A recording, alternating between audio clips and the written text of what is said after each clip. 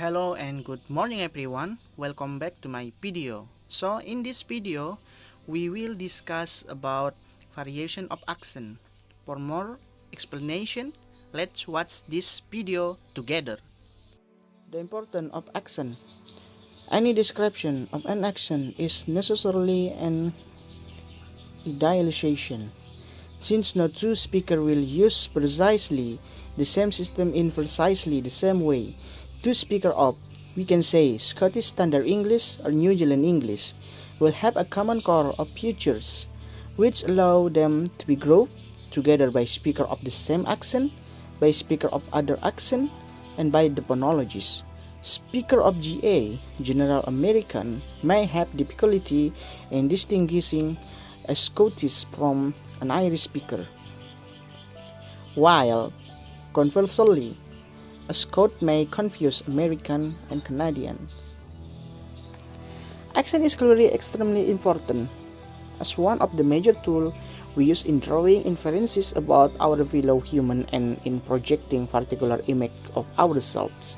Standard accents should also be described just the same way as non-standard ones, as they provide just the same sort of social and geographical information about their user. The main contribution of phonologists can make it to produce a classification of type of differences between accent. In this three section, then we shall introduce a three-way of classification of accent differences. There is systemic differences, realisational differences, distribution of differences. For the first one, systemic differences. The system of two accents may contain different phonemic association can be established from them. These are systemic differences. Systemic differences in the case of vowel phonemes can be read easily from lists of standard lexical sets. If for the moment we stick to the four references accent introduced, namely SSBE, GA, SSE, and NZE, we can see that SSBE has the largest number of associations, with the other each lacking a certain number of these. This is some list of differences between SSBE and NZE.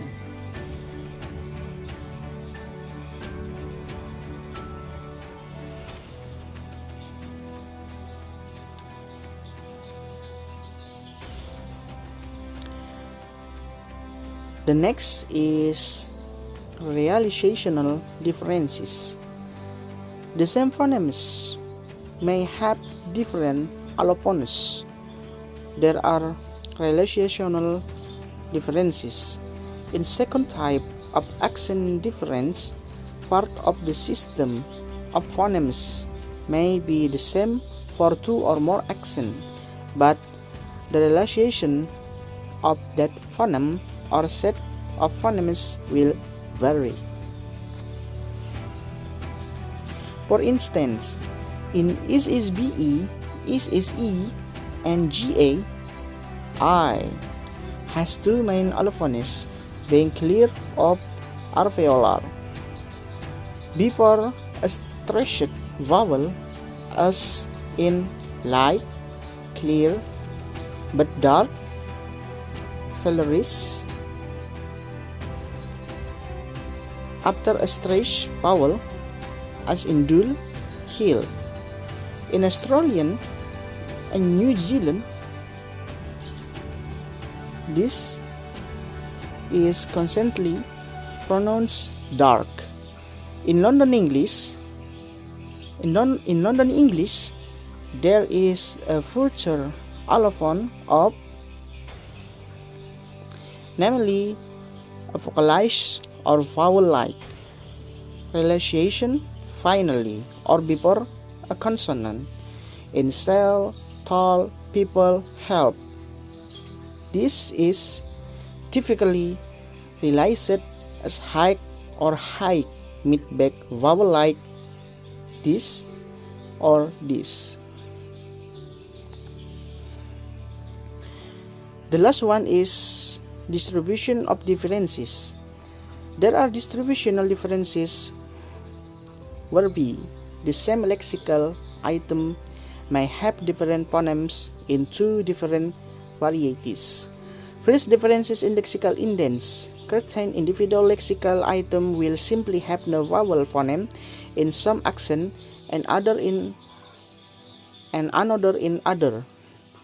A difference in distribution of two phonemes may depend on the phonological context rather than having to be learned as an idiosyncrasy